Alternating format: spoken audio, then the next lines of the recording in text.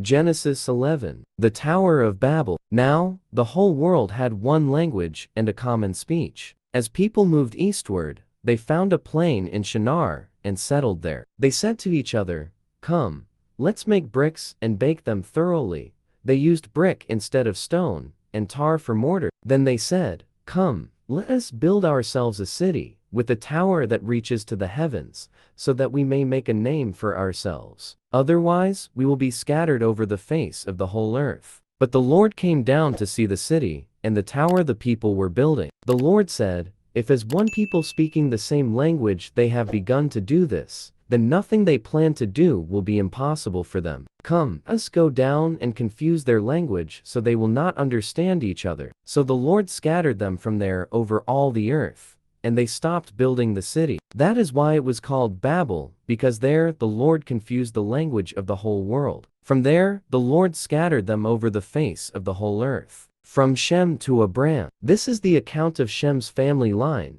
2 years after the flood, when Shem was 100 years old, he became the father of Arphaxad. And after he became the father of Arphaxad, Shem lived 500 years and had other sons and daughters. When Arphaxad had lived 35 years, he became the father of Shelah. And after he became the father of Shelah, Arphaxad lived 403 years and had other sons and daughters. When Shelah had lived 30 years, he became the father of Eber. And after he became the father of Eber, Shelah lived 403 years and had other sons and daughters. When Eber had lived 34 years, he became the father of Peleg. And after he became the father of Peleg, Eber lived 430 years and had other sons and daughters. When Peleg had lived 30 years, he became the father of Reu. And after he became the father of Reu, Peleg lived 209 years and had other sons and daughters. When Reu had lived 32 years, he became the father of Serug.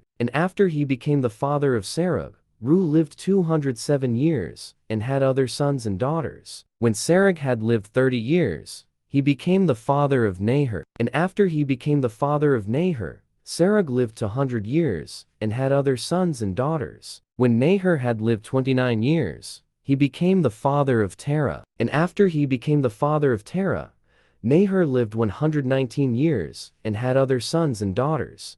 After Terah had lived 70 years, he became the father of Abram, Nahor, and Haran. Abram's family. This is the account of Terah's family line.